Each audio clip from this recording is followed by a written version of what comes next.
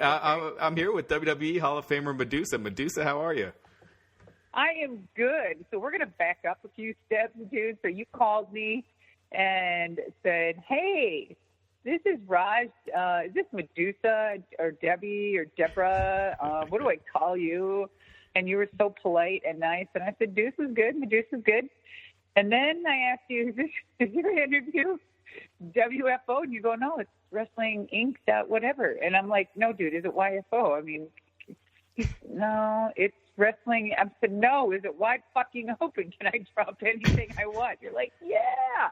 So here we are. Yes, it's MAD-USA, made in the USA, baby. Yes, awesome. And here it is. And you have lots of questions for me, I guess. Some I'll answer, some I won't. Some I'll just bitch slap you a little bit, but, that's what we do. There we go. We'll just slap each other a little bit. Yeah, I bet you are. No, bitch slapped by Medusa. That's been on my bucket list, so that'll be awesome. Yeah, right. Whatever. Okay, go ahead. Sure. Hit me with your best shot. All right. Let's go way back. Were you a wrestling fan growing up? Oh my God, way back. Let's see. When did I start? I was training, 83, I guess? Probably before you were born. No, and not quite. Not quite. Oh, okay. Okay, when were you born? I was 75. I'm 40. Oh, okay. Oh, 41. you're just still a baby yet. Okay, so 83 started. No, I mean, okay. So I saw wrestling. I did see it before, prior, but I was just putting myself through school and nursing, and I was going to be a nurse, and I wasn't really watching wrestling. And no, it wasn't a goal of mine back then. Nope, absolutely not. Nope. And when I was approached by some dude that became an amazing friend, an awesome guy, and I wouldn't be where I'm at today in Beaumont, Texas, sitting in the Hilton and just had some crawfish and talking to you. But anyway, so I would say he introduced me to wrestling, and he was dating a girlfriend of mine, and he was a Hollywood stunt coordinator. And he said, you know what, you'd be good in the entertainment business. And I thought, dude, I'm right here. So is my girlfriend. You're hitting on me? What a dirtbag. He goes, no, really, I really think you'd be good in the entertainment business. And I looked at him and said, I'm not a stripper, dude. I don't do poles. No, not that. I'm like, okay. So you said stuntman? Okay, I can be a stunt woman. I'm a big jock and gymnast, and God, this is great. I get to go to Hollywood. Yeah. And he said, no, pro wrestling. I went, are you freaking kidding me? Those guys that sit there and spit and scream on TV. Fuck no way, dude. So he kept bugging me for weeks and months, and finally I went down to this place, and there's a bunch of brutally hairy men, sweaty, with just a few mats, like gym mats. Back in the day, they were only like, an inch thick, the blue, thick plastic thingies that you threw people on. And there they were, just throwing people around, smelly, sweaty, stinky, in this freaking 50 by 50 room. And I'm sitting there watching this going, I looked at the guy, I said, I can do this. And I'm thinking, I can throw a little bit of my gymnastics in there, and I'm going to throw a little sex in there. Sexism, not sex. Let's just get that shit right out of there. And yeah. And there it is, history. Boom, and here I am. Right. I mean, I never looked back. I quit my nursing. I jumped into wrestling and wrestled for 3 years and got $5 and said, what the frick am I had to come to Jesus talk with myself and say, what the fuck am I doing? Right. And it gets so deep. But anyway, so that's one of your questions in a very long diatribe. That's awesome. But you had mentioned that you were homeless right before you signed with the WWF, even though you had been in wrestling for 3 years. I was homeless there after I lost everything. It's later on in life, and a big story there that yeah, I mean, I did. I lost everything at one time. Well, actually, there was 2 bad times, but the one time I was really bad. I mean, I depleted my savings. I was living in my car. Then they came and repossessed my car, and I didn't have jack shit, man. I was determined. I was always innovator, a motivator. I always found solutions. And I wasn't even in the military. I was like, man, I would have been a great freaking, I would have been good in the military. But I just don't know where that adapted because I didn't have any brothers or sisters. I never had a father. My mother was, she did the best she could. And we didn't have a relationship. And it was, man, I should have been dead years ago, just, by decisions that normally anybody would have taken, down the wrong path. And I just didn't, dude. I didn't have any mentors. I didn't have nothing. The only thing savior I had halfway decent growing up was she's still alive today, and she just hung up her Harley, and she's a 94-year-old granny kicking ass. Yeah. That was my grandmother, yeah. Mm-hmm. So the last time you were homeless, was that, when you said this two times, was the second time right before you signed with WWF as Alundra Blayze? No, I wasn't homeless twice. I had two bad moments. Oh, really gotcha. Bad moments. Okay. Yeah, just that one time, yeah. Yeah, mm-hmm. So how hard was it was that just wrestling in the 80s that didn't make much money, or was it just really hard for women during that time? Well, just all of it. Yeah. I don't know how else to say, without saying like, oh, poor me, I was back, after the golden era, but yet I call it the lost era, because it was just so lost back then. That era of women's wrestling was like so hard to grasp, and it was just on hiatus and change before I came really storming in. And yeah, God, dude, I don't know. It was a horrific time. It was very hard, but I just kept pushing through. I just kept saying, I know there's good. I'm going to change women's wrestling. I see this. It was this before me, when it first started, then it was this, and it evolved, and Moolah was trying to do her best, and with all the other women, which there's a lot of stories there. And then it went into, the next era, which was fabulous, when it went into the, WWF started blasting with Sherry Martel and Elizabeth and Wendy Richter, and then me, and then the lost era. And it was just kind of poof, gone, and yeah. Yeah, it's some wild eras when you think about it, like just the peaks and valleys. Cool though. Yeah, it really is. And you can take like a few out of each era that really stick out. Yeah. And for whatever they did, good, bad, or indifferent, it made a mark. Mm-hmm. And for what the reasonings was is why I like to look at it. When I was there, when I got hired, first what I started, Independence, and then Independence, Independence to AWA to Japan to, what was it, WCW first, and then to WWE? I don't even remember. So maybe you might know. Yeah. Hell, I don't even know my own story. I'll have to read my own book again. And then, yeah. God. Anyway, what was your question again? What the hell did you just say? So I guess I'm thinking now. I don't know what the hell. Right. When WWF did sign, when you did sign with WWF, they didn't really have a women's division. It had been gone for a few years. And were you nervous at all about that? No, if it wasn't for Greg the Hammer Valentine, I would have never. I shouldn't say never. I probably would have, because I am a determined girl. But he had, he's good friends with Patterson, and he said, "Deuce, I got to do this. I got to give Patterson a call, because you're just, that's what they need." Because I guess it was the title and women, everything was sitting dormant for a long time, right? Almost 10 years, the title or something, and it was I'm giving Patterson a call and just tell him, look, they just need to look at you. I said, look, I don't want your help. I never had any help. I don't want it. He goes, just let me make a call. And he goes, you're either going to make it or break it or fail or whatever. So it's up to you. I'm like, okay, then okay, fine, do it. Whatever. Sure enough, they took a look. They're like, whoa. They flew me in. I met. It was amazing, and I was hired. And then we did the tournament, and we did and then all of a sudden it was like, man, I got to bring in my style. It's different. I'm going to make a statement. I'm going to change women's wrestling to the next revolution and make a new revolution, Yeah. And I was a very strong person mind-wise, and I was very gender defending, and I was very about equality and making a statement. I was so sick. I was so damn pissed when I got in, and I did my diligence and said, this is bullshit, man. Why is it? And I got pictures still and old cards.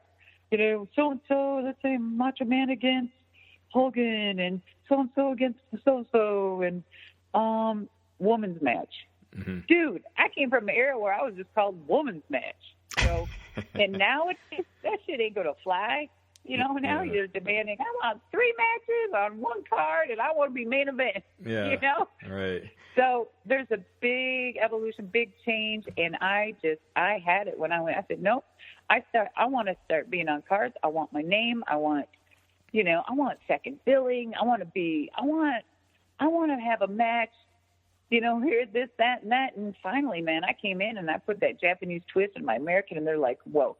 And so all of a sudden, the guys are like, I ain't following her. We're not following Bull Nakano and Medusa, right? Yeah. or Alundra Blayze, And so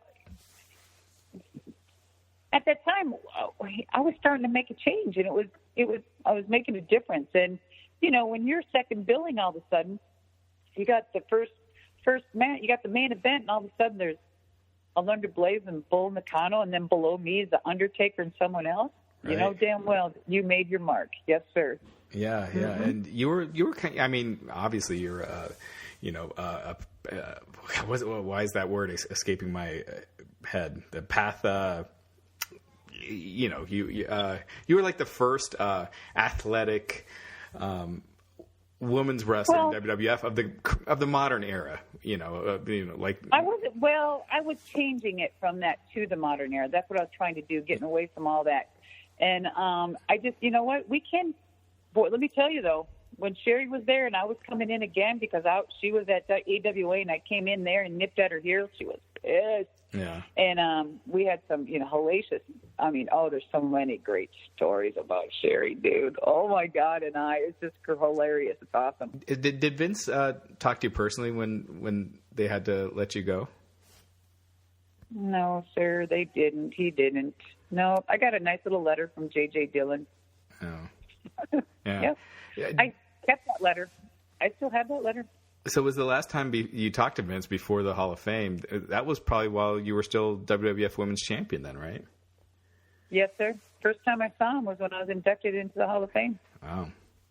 Huh. Yeah, let me tell you. Oof. Dang, I didn't know what to expect. Yeah. Yeah. It was amazing. I'm sorry. Go ahead. It was an amazing feeling. It was great. And I'm going to say this, and I was just telling a friend the other day, too, that through all the trials and tribulations and stuff, there was something about Vince. I really liked him. Mm-hmm. I dug him. I liked him. Because him and I never had words. We didn't. Yeah. But he was being a business. And for whatever reason, of course, I was let go. But, okay. I didn't take it malicious. I didn't feel that it was malicious. I just thought it was bullshit. It kind of was, but yeah. Yeah. But all right. I never got that big chance to, make that big finish, making that big mark. And always, of course, you want to make that big paycheck one day and stuff. But, and what's beautiful is really fast forward is the women today I find it very beautiful. And I feel like that it is amazing, and I'm really glad they are where they are finally, because this is where their era is, where I was trying to do, what I wanted to do and see. But, of course, it was completely different. We don't have, the women don't have didn't have the access back then like they do now for all the possibilities and, to promote yourself, and to do things. It's just amazing, and it's so good to see that the girls are able to, you're out there so much more and harder and stronger. Just because I didn't have a cell phone way back then. I didn't even have internet. What was that? I had that big ass, really those big ass phones like Paul E had was just coming out. Right. Yeah. And I don't know. It's just I think it's so good to see what has evolved from then and now. Yeah. And I'm just glad that the women are getting paid more, they're getting more time and, and right now they don't think it's enough, but all I can say is, go back 20 years. It's amazing what you're doing, not just that, but it's amazing because,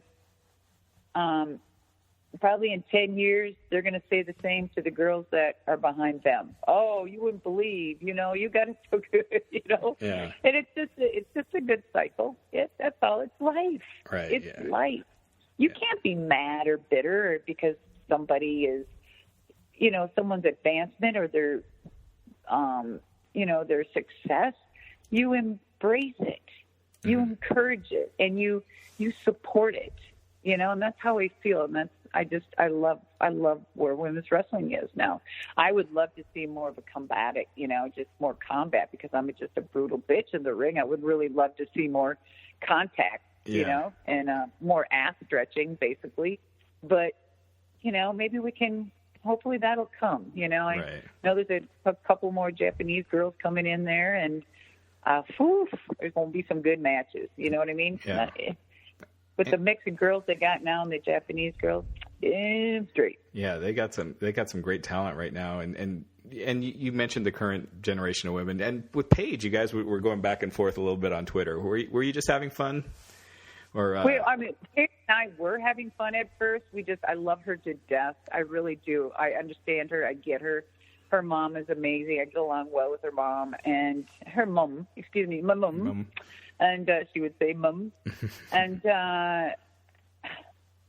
we were having fun at first, and then it kind of got twisted where there could have been a possibility, and then it didn't happen. So, yeah, I know. Oh, I was biting at I'm like, just God, this would be great. No, don't get me wrong. I'm not sitting here saying, oh God, I want one more match and I can be a superstar. No. If anything, I'd like to have a contract like a Goldberg or Brock and show up once or twice a year and give me my $1 million. Right, that would be. I sweet. mean, and there's nothing wrong with that, but give me that damn gig. Right. Where is the woman legend that gets to run out and do that crap, right? Yeah, no kidding. That's a great idea. That's a great point. Let's just stop that right there and give me something else. All right. Now, I know you get asked about this all the time, but no, I don't. No, I don't even know what to tell you. Throwing the women's belt, the WWF women's belt, in the trash. I know Eric Bischoff, really strongly had you do it. But were you surprised that it became such the epic moment that it did of the Monday Night Wars? Anytime they show like clips of the Monday Night Wars, that's always in there. Before you were doing it, did you get the feeling that it was going to be something that was going to be remembered for such a long time? Raj, that's a really great question. Even though you think everyone feels so bad for asking it, but it's one of those. It wasn't the defining moment. I said it was in my speech, and then one of the defining moments of my career. But really, it was. I don't know why I said that, but it's not the defining moment of my career. It was. I got let go, and it's the truth. I was disappointed. Maybe a little pissed, but disappointed. And I did not go in there saying, I'm going to think of something. I'm going to take my belt. I'm going to throw it in a trash can and WCW, and I'm going to just demean it. Or I didn't even talk to Eric. I didn't even have any ideas that I would ever work again. I didn't have a job. So that was not a pre-planned idea at all. Like, it went through, wrestling, how it is, and the scuttlebutt. All of a sudden, before I was even 24 hours let go, I got a call. It was Bischoff, and no shit, man. I was sitting on the toilet, got a call. What are you doing, dude? Well, I'm just, tapping a kidney, dude. What's up? So, and he goes, well, are you interested to come back to WCW? Or I'm like, yeah, what do you got, man? He goes, well, we work together. We've been friends a long time, and I got an idea. I'm like, okay. He goes, you got that belt? And I said, what belt? He goes, you still got the title, the belt from WWF. I go, you know what? I do, dude. Why? What's up, Eric? Because him and I go way back in AWA days, right? Right. So he's like, I got an idea. Dude, why don't you come on this Monday real quick? It's like right around the corner. This is what I'm offering you. This is what I got. We're going to take it from here and just explode. And I'm like, okay. He goes, bring that belt with you and we'll talk. So I brought the belt. He says, Deuce, this is my idea. I'm like, that's great and everything. I don't care. I said, maybe I might get a pop. And I said, if I'm lucky, maybe I'll be on the cover of a magazine and I'll get some publicity because women sure aren't getting it. Sure, I'll do it. No big deal. And I said, But Eric, man, I said, I got to return that belt. That's Vince's belt. I've got to return it. I said, I need that belt back. He goes, no problem, Deuce. I'll give it to you. Immediately. So if you want me to drop it in the trash can and in an interview and cut a promo, I said, I need that back. He goes, you got it, Deuce. I'll be right back in your dressing room. I said, okay. Sure enough, cut the promo, got it done, came back, someone come running back, gave me the belt. And that was it. I didn't think anything of it. Nothing. I don't even think Eric. I think Eric has said none of us knew the magnitude. I mean, did not know what it was going to do, cause, or anything. It was just to make a statement. Here you go. Boom. A little mad. Bam. That's it. But I can promise you, if it was Hogan or Macho or somebody, if a dude would have done that, do you know how much publicity and everything they would have gotten? They would have been gone. Right. I don't care what anyone said. No, a woman just didn't do that. So I thought when I did it, I said, you know what? I'm going to stick up for women. I want to change some shit because I was let go. This was after the fact, and I'm thinking, this is the reason why I need to start a revolution. I need to change this crap. And women aren't just a bunch of, hoe bags being thrown around. And I sure the hell ain't going to wrestle in mud. And they knew I didn't like any of that crap, freaking fucking barbecue shit and whatever the hell they were doing, and all that bikini stuff. I was getting pissed. And then finally they were going, and I noticed what they were hiring, it was just beautiful models that couldn't wrestle. And I'm like, okay, I'm fucking out of here. I'm so out of here. I'm so disappointed. I'm disappointed in the degrading of fucking women and what you're doing with them in this business.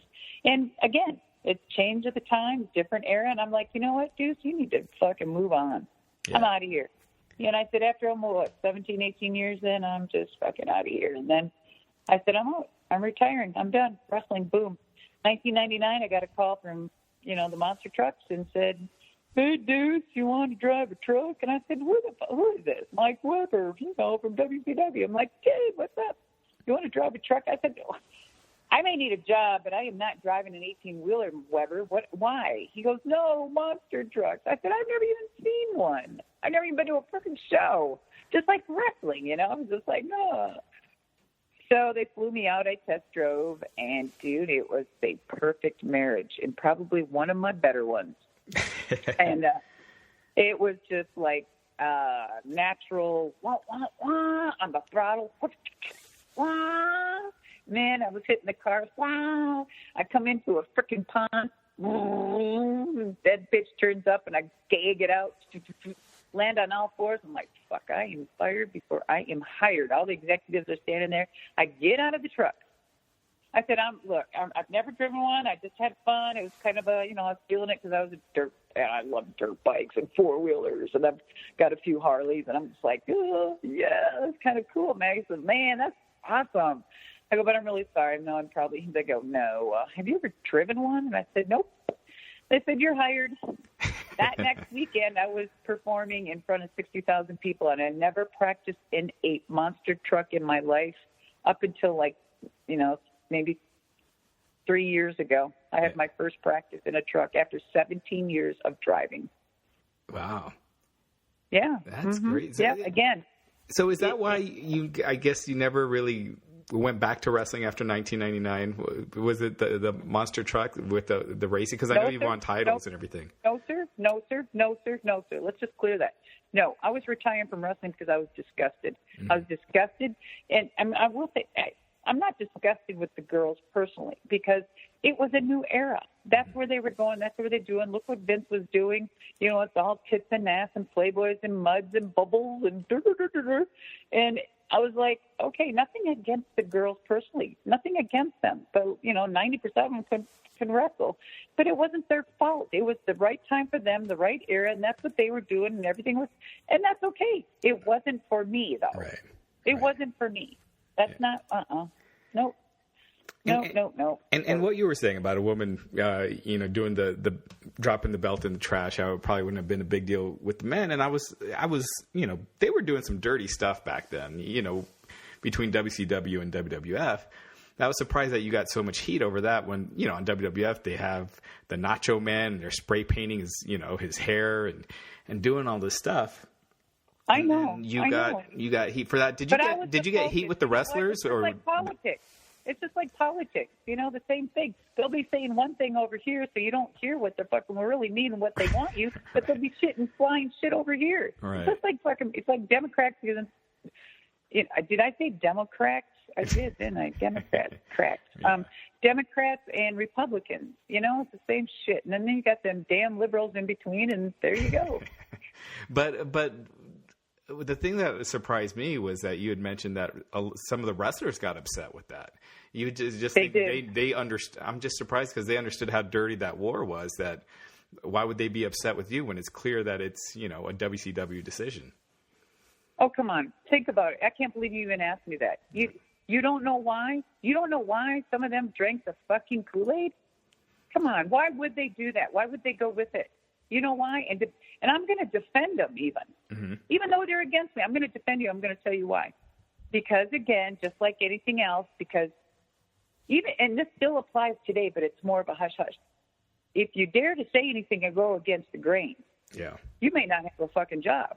You better be quiet. Right. You cannot speak out of turn, out of there, out of this, Mm-hmm.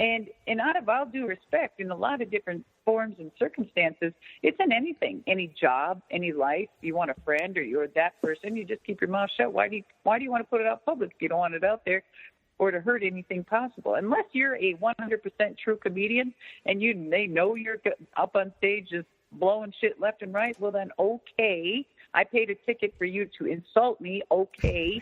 But on the other hand, it's not that. You've got to have a lot of respect and learn. I believe in history. Mm-hmm. History repeats itself, right? Remember that? Mm-hmm. Okay, so no, you're still only 40. You've never heard 41. that, did you? No, I definitely know that. Yeah. Okay, so no, I definitely do. I really do. I do. Don't bitch slap me. Oh, don't do it. I know. Getting beaten down here. No, you're my best friend, bitch. There we go. You are. There we go. Okay. So no, I mean, I don't know. So they were doing that back and forth, right? And I don't know. I'm just, you got to be careful what you say. Yeah. And it's called respect in some way, but defend those guys. And a lot of them did drink the Kool-Aid. And Mick Foley will tell you, he's the one that drank the Kool-Aid for years. And he came straight up.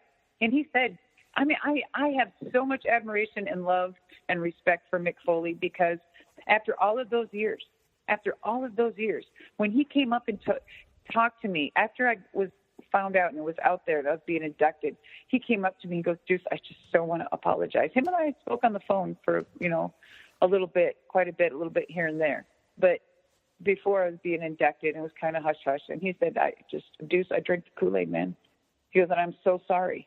Mm-hmm. And I said, what are you talking about? He goes, I drank the Kool-Aid, and I said some things. And he goes, but I understand why you did it now. And I almost broke down. I was like, 21 fucking years later, I had to live with this. So all of those years, 20 years, I sucked it up.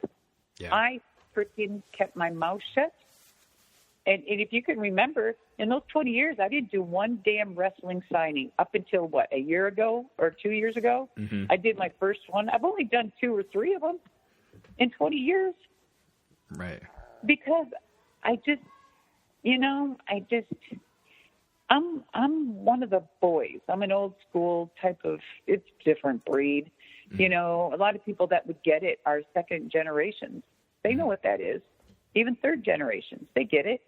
Mm-hmm. And it's not something that it's like the handshake. You shake like a flake, or you just really softly and old little iggies here and there. But yeah, there's just some stuff that won't leave wrestling, and it's just I don't know.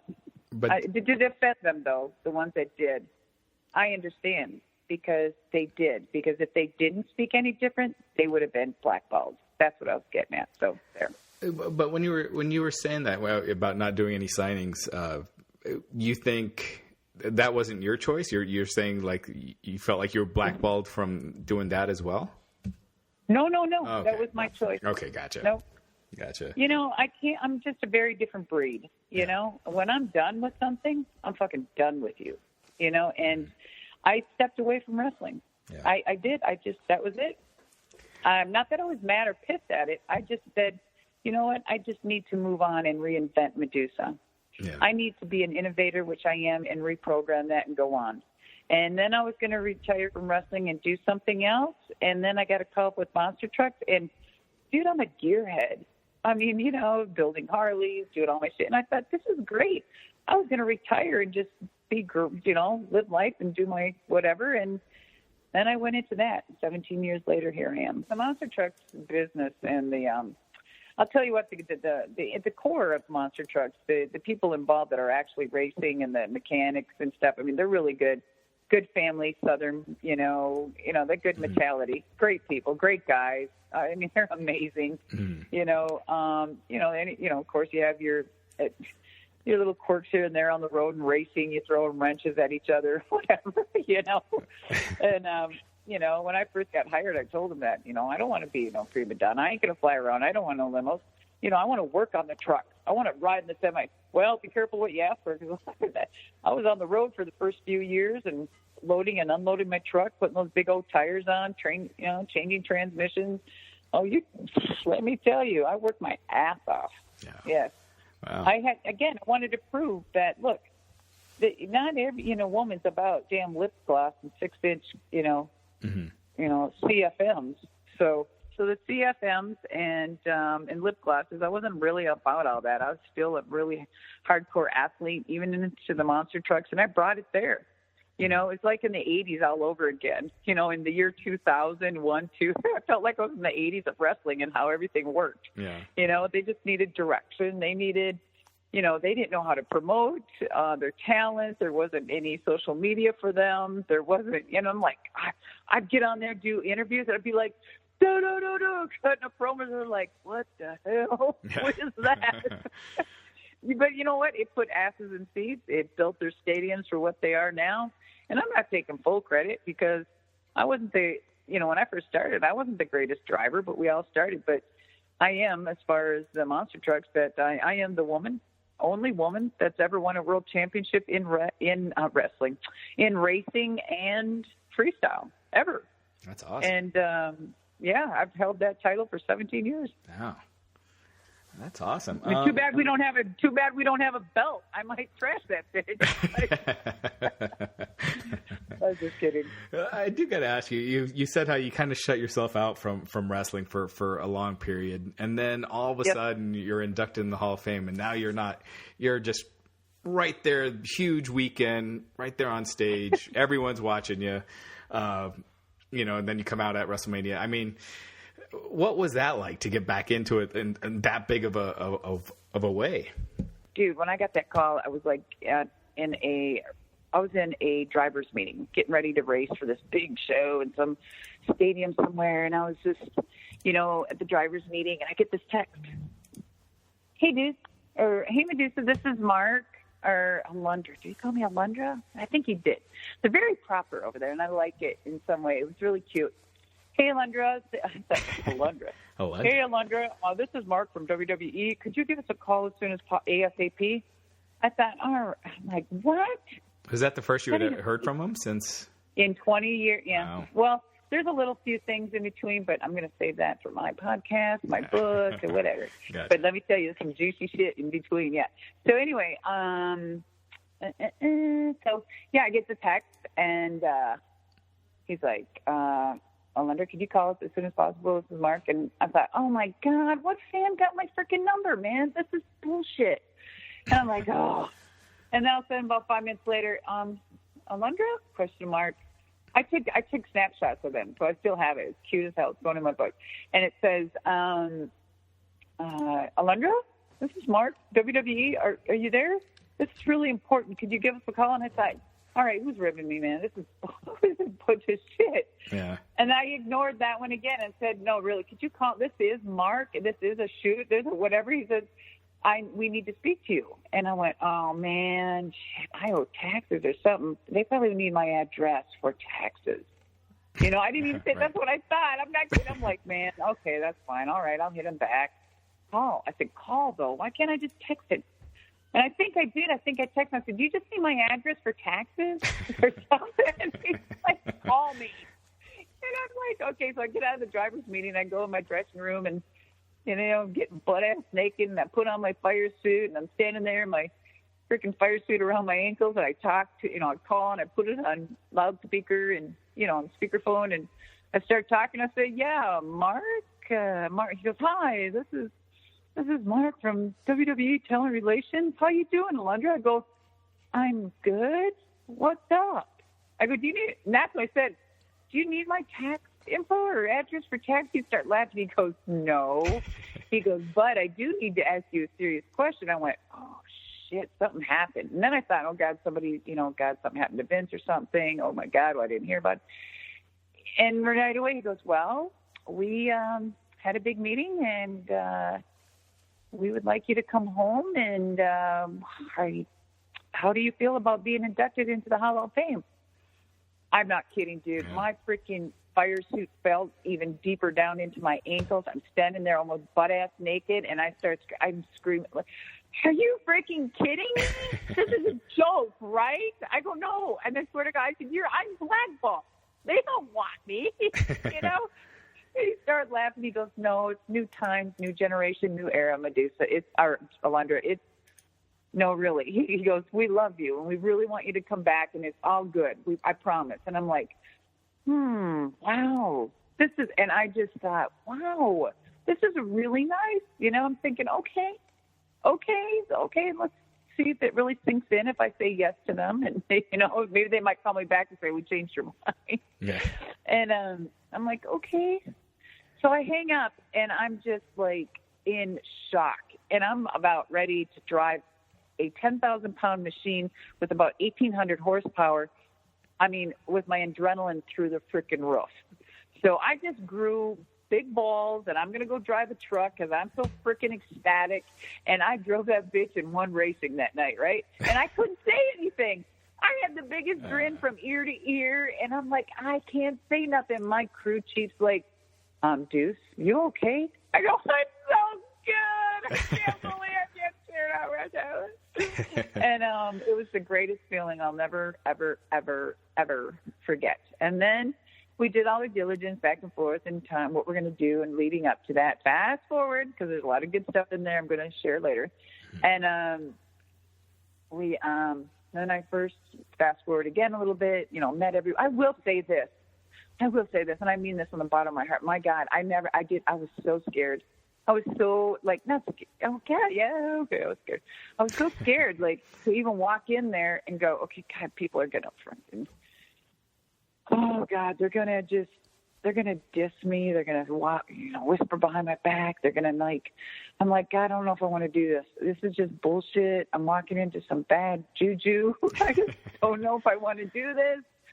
And then I got there, and I swear to God, Ross, I never had the most welcoming ever in my life. Everyone was so gracious and so nice. And yeah, okay, maybe it's because of the Hall of Fame and that is your day. And but it changed completely from when I was there. And that when I walked back 20-something years later, right? 20 years later, let's just call it. It was night and day. Yeah. It still was nice to me back then, but the monster of a machine and the changes were just incredible and breathtaking. And, of course, that's when I saw the women, and I thought, oh, my God. And those women, I'm talking from the Bellas to even the newbies, were so gracious and nice. I thought the women would not accept me at all. But maybe they had different, maybe there's some that, were unsure or didn't know who I was, or maybe they felt different. But you know what? They did not show it. They did not say it. They just held their head high. And there was just the greatest group of women. And I was so happy to see that. The camaraderie in there was good. And I was just so pleased. Of course, I probably could have birthed all of them. But, still, I'm talking about age-wise, And I'm just like, oh, God, this is so great. Yeah. This is awesome. Yeah, so there. I just thought it was awesome. And then the most beautiful thing that ever happened to me that night was running into Vince and Natty's introduction speech, just really led and made the platform for mine. Yep. Very grateful. I'm so grateful for Natty. I'm so grateful. Natty's got to be one of the most amazing women that I met in that era, in this era, and a woman that is so grounded and so just embedded into her integrity, her family, her beliefs. And a lot of people should take note with her, and she's just a really good role model. Yeah. And just, I mean, it just warms my heart. And I do have to tell you this. Everyone's probably wondering, I got so many good ones. I can't tell you all, but I'm going to tell you one. Do you know, I really loved Bree. Bree is like, I called her my little hippie child because she was like me and love, peace, world. And, let's not pollute. I got my own garden. And it was just she's so breathtaking. They are good girls. They really are. Yeah. They are. You can hate them if you want, but they're just, you can't hate them just because you just, and Nikki, I love her little fucking fire, man. She was so cute. You know what she said? No, I ain't going to say. No, I'm not going to say. No, what'd you say? You brought it up. God. You got to say it now. No, bullshit. No, it's so cute. Come on, it's so cute. Oh my God, don't you dare. Okay, what's your next question? Like, you've been probably one of my most entertaining interviews that I've had, and so why did it take you so long to get into podcasting? You're so funny. Oh, thanks. But thanks for the nice rub. I thank you. And well, listen, I'm just going to, I will share one little secret with you. And my executive team's probably going to be clinching right now, like, God, stop telling everybody everything. I'm like, well, I'm just that nice. Bitches, I'm that nice. So, I don't know. Why did I get a podcast? Well, okay. So, I mean, really, I was beating myself up. I was like, I ain't doing this. There's no way. No. Okay, God, what am I going to say? What am I going to do? Oh, no one's going to listen to me. Who gives two shit? Whatever. What do I got to say? I'm like, oh, my God, I have lots of road stories. I've got lots of everything. And then I just, and then I thought, nope, I don't want to do it. God, I was beating myself up so bad about this podcast. I was supposed to launch my first podcast like 8 months ago. Mm-hmm. Wow. And I didn't. Yeah, I just didn't. But you know why? Because what am I again, Raj? I'm an innovator. I'm a thinker. I said, okay, if I'm going to do something, my third career in life, I'm just not going to do a podcast to do it, to talk, because people want to hear my fucking voice or want to hear my, whatever. I want to do it with substance. Mm-hmm. And of course, everyone wants to shock jock people. I don't want to shock jock. What I got to say is, I'm sorry, but if that just shocked you, that shit was true. Just because I'm a girl and this is the times to shine, baby. I have had, 34 years bottled up. I got a lot to fucking say. And guess what? Yes, it's a podcast about woman empowerment. Yes, it's going to be about strong women, but it's going to be about men and women and children and butterflies and peace signs, and it's going to be about good food. It's going to be about sex. It's going to be about But you know what? The most important thing with all of that I'm just putting all that together. It's going to be on the perspective of a woman's view. And people are like, oh God, here we go, women's movement. Here we go. No, this is not about pink hats and pussies on your head. This is about you're tracking right still what I'm saying. No, right? Absolutely. Okay. Oh, okay. All right. So it's about having, maybe some dude on, some male wrestler, and then having his ex-wife on the next week. Because we've never had that other flip side. Right. People are going to listen to it, but they're going to hear, okay, Deuce is going to do that. We're going to make a bet. We're going to see how many people, other podcasts, which are all men, basically, except 2 high fives and 2 kudos to whoop, whoop, Lillian Garcia, right. Yeah, and to Renee Young, their 2 podcasts, which are cute and different, Yeah. Not wrestlers, but you're the first women's wrestler and Trailblazer was the word I was trying to think of earlier, but yeah. Controversial creating, gender defending. Yeah, but that's, title trashing, so, Hall of Famer. And so Yeah, and it needs to be done. The spoken words need to be spoken. So you're going to have guests? Oh, sorry. Go ahead. I'm sorry. Yeah, I'm not. The podcast is not about bashing. I just, if someone else wants to bash and talk about people, that's fine. I may reel them in or reel them back, but it's not about bashing people or trying to dig up some shit on people or anything like that. These are just things and facts and stories. And, if somebody wants to come on and rebuttal from what someone else has said, okay, yeah, so that just answers your question. Am I going to have guests? Yeah, maybe intermittently. I'm going to have some. Then you're going to listen to my pie hole for a fucking hour. Okay, great. And then, and then I've got another twist, and I'm not going to say either. And I've got something else I'm going to do in a platform podcast. You never know. Yep. And so how will people be able to find the podcast? You're so sweet. Thank you so much for having me. They can, okay, bye. No, okay. Oh, you can see me at. No, I still got a couple more questions after we talk about the podcast. Okay, no, you know what? I can talk for hours, dude. I don't know what that is. You know what? And I don't, I don't drink. Well, I can't say I have a glass of wine once in a while, and I don't do drugs. I've always been like this. It's just weird. I don't even know what it is. Maybe it's my ADD, and no, don't you all go out there. You shouldn't say that because some people really have some disease. Like, you know what? Give me a fucking break. Right. I'm not putting anybody down. I was talking about me because I do. So there. And then OCD and all that stuff I do, it kicks in. So maybe that's the adrenaline that I have. But I have been gifted, and thank God, and I mean literally, thank you God, for giving me life. That's all it is. I have life. Mm-hmm. If people want to know what life is, call me. It's fucking, I love it. I love it. But anyway, you can go to, and here I am. Look, there's a squirrel. See, there's my ADHD. Okay, so you can go to Medusa.com, that's MAD USA, made in the USA, baby.com. No, it's just Medusa.com. And then it's like Medusa Rocks. It's Medusa, MADUSA _rocks, like Twitter, Instagram. And then there's Facebook, a website, I just told you. And then my cell number is, you thought, you're like, no way, don't say that. It's like, we got to blur that out. With your induction, when Natty brought the trash can out and you pulled a belt out, was that something that Natty planned the day of, or had you been thinking about doing that for a while? Okay, can I ask you a question? Sure. Before I answer? Yeah. Please, and will you please tell me the truth? Sure.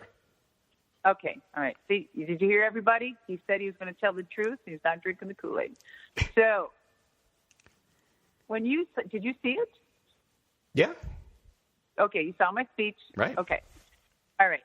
So, when that happened, the trash can came out, and I started wailing on all the different things that were coming out. What was your initial thought? Go. It was WWE's idea to do the trash can with the belt. That was my initial thought. Okay, that was your thought. But what was your initial thought? Like, oh shit! Like, what was your initial feeling? I thought. I mean, as a big fan of wrestling in that era, I thought it was cool. I thought it was a really cool moment. You did. Yeah. Okay. All right. You didn't think, oh, God, what a bitch, what a classless bitch, or anything like that? No, not at all. Why would someone think? I don't even know why someone would think that. Well, you'd be surprised what I've been called, so you don't know. Classless bitch is probably one of the best ones. Yeah. Okay, so, and that's not even bad. I'm comparing bears to some things. But, so, the whole trash thing. Now, listen to this. This is what I mean. We're going to back up a few minutes here. When I said WWE is that epic right now, and why and how they treated me, and how everything was so smooth. I had the greatest experience. I swear to God, that was probably one of my biggest wonderful times in wrestling, was this whole experience of the induction of Alundra. It should be like a little documentary we should do just about the induction of, did I say abduction or induction? No, induction of Alundra. So that would be cool, dude. Anyway, so the trash can incident. So when they called me, and I got a call from Mark, they said, hey, Alundra, this is Mark. We're just wondering, we need to start teasing out there who's coming. We're not going to tell them or do whatever. Can you just think of something and take a picture of yourself, or no, can you take a picture of the belt and just send it to me so we can tweet it out, or we start hitting it? And I'm like, okay, but can I be creative or do anything? He said, yeah, sure, do whatever. Just send it. He goes, I just got to get it approved. I said, all right, cool. All right, peace out. And so I thought, okay, I'm going to I went and got that belt. And by the way, that belt's been in a safe for almost 20 years. Wow. Yep. In the same black velvet bag that it came in. So I said, all right, I'm going to go home to the safe. I went, got the belt. It was a very beautiful, nice, sunny day. Excuse me. And I thought, okay, that's it. I'm grabbing the trash can. I'm going over here under my pergola. I'm going to put the trash can here. I'm going to get in my nice swimsuit, get some nice pair of CFMs. They were pink. Now you're going to slowly know what that is. And then I'm going to put them on, put my feet up on the trash can. I'm going to put the belt hanging halfway in. And I'm just going to take a picture of my legs and my feet with the belt in the trash can. I think that's funny. I'm thinking, fuck, they're not going for that shit. That's like, they're going to think I'm slapping them in the face, but I'm thinking, God, this is so humor. I hope they have humor now, right? I sent it to him. Mark said, this is the best. Hold on. He comes back. He goes, it's approved.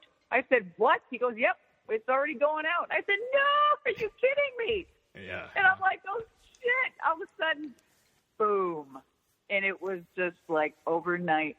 It was like, are you kidding me? Do you remember that picture at all? So anyway, it's like, it was the biggest thing. And so they okayed that. And then comes the night. And that day, I wrote the speech, and I'm, just kind of, just adamant on just making it perfect. And of course you overdo it and you overthink. And then finally, and so I thought in here, okay, this is where I need to do something right here in the speech. I need to make this real. I need to let them know that, I find humor in this shit. And I went on in life, and it is what it is. And let's just have a good time here, whatever. Mm-hmm. And so I said, I want to get a trash can. I'm going to put moments in my life in there, and I'm going to retrash the thinking here and just say, look, these are the things I liked and didn't like, and too bad, and boom, boom, boom, and built me up to here, and screw you, screw this, and let's do that. So I came to him and I said, is it okay if I do this? And his name was Tom. Tom is amazing. He's the greatest writer, whatever. So I said, Tom, here's my speech. Here's my idea. Can we please get a cheap ass, just one of those silver trash cans? I said, I want to put a bikini in there. I want to put some fucking barbecue sauce in there. I said, and then the belt's going to be last. And he said, what are you going to do? I said, dude, here it is. Read. And I gave him the idea. He goes, this is fucking phenomenal. This is the best this is great. He goes, you need to run this by Mark. I said, oh, shit. I go, okay, he was cool on the picture. Maybe he goes, I don't know, but this is really good. You might it's going to have to be approved by Vince. I went, oh, okay, it ain't going to happen. Oh, God, he hates me for just the belt incident. He ain't going to let me do this. Oh, my God. And so I was so pissed off because they just dissed fucking JR, and I love JR. And I said, you know what? And I hated the barbecue. I couldn't even remember at that time, even now, just whoever the booker was at that time, it's nothing against the bookers. I just hated being in bikinis and fucking barbecue matches, right? And it's like, that's so degrading. That's when I was saying, I'm out of here. This shit's changing. This is happening. Mm-hmm. I'm gone. Yeah. So, and then, of course, we got wind that Vince was, going to be taking over WCW, and I got scared because I own and trademarked the Medusa name, and I said, he ain't taking this shit over, can take my name. I'm out of here, right? So, again, I was smart, left before he took over. So, went to Mark, told him the thing. He goes, wow, you're digging deep there. And I need to go to Vince. I said something. I'm like, yeah, I know, but Tom said to ask you. And I go, nah, forget it. He goes, no, just let me run it by him. He comes back and he's like, he goes, I don't know.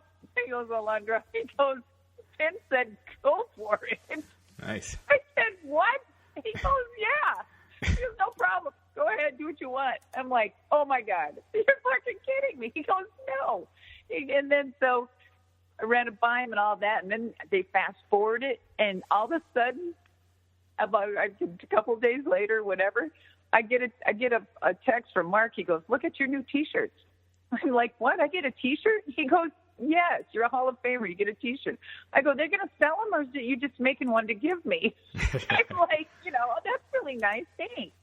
And he goes, "No, take a look at your T-shirt." So I pop it open, I look, and I'm not kidding. I fainted almost. I nearly fell backwards. I took one look at that T-shirt, and I never laughed so hard in my. I said, "Are you kidding?" I said, "Is that a pirate shirt that people are selling or something? Is that because I said, "Whose shirt is that?" He goes, "Our art department came up with that. We made that." I said, "You're kidding me. You have a trash can on the front of a T-shirt with my belt hanging over saying the Alundra Blayze WWE champion." And they said, "No." He said, "Vince, everyone approved it." They thought it was great. And I thought, "Oh, my God, that has got to be." And all of a sudden, I knew right then and there. I said, "WWE gets it." It was awesome. Yeah. Why not capitalize on something that wasn't, and I think he really believed and found out, and just said, "Look, it wasn't malicious, or I didn't know. It wasn't going towards, WWE at that time. It was about me and equality, and I needed to put money and put food in people's mouths." And so it wasn't that. So it was just kind of mixed. And of course, I remember Vince did, he was very disappointed, and he took it to heart, and it would hurt him, and I'm sure. But I think because it was a man thing, it was just his ego, and I didn't mean to. It wasn't to him directly at all. And he knows this now, and anyway, so it was my idea, and I don't need to take credit for it. I just didn't even think it would fly, but it was my stories. When I say bikini, I hated it. And I loved JR so much when I pulled out the barbecue sauce, because it was like here. I hated these damn matches, and hey, JR, that's that's some good barbecue sauce, right? Because it is. It's good. And then came the belt, and then that's when I said to myself in my speech. Now, they could have told me no on that whole speech. Tom said, "You're okay, you're cleared, you run with this whole thing." I said, "There's no changes?" He said, "No." I said, "You're kidding me." And I go, "But can you check the wording? Is everything okay?" I was worried about details, right? And, "No, is this to make sense?" And he goes, "It's fine." He goes, "I have nothing to change." I'm like, "Okay, all right, cool." So, dude, I have never, again, that was this most memorable almost time in my life compared to wrestling at, Madison Square Garden for WrestleMania 10 and another time and, whatever. But, yeah. So hopefully that answers your question 20 minutes later. That completely answers it. I'm really looking forward to your podcast. You've been an outstanding guest. And it ain't your mama's podcast every Wednesday, 8 p.m. March 22nd. Bitches. Thank you so much for having me, and I am really looking forward to talking to you and speaking with you. Excuse me.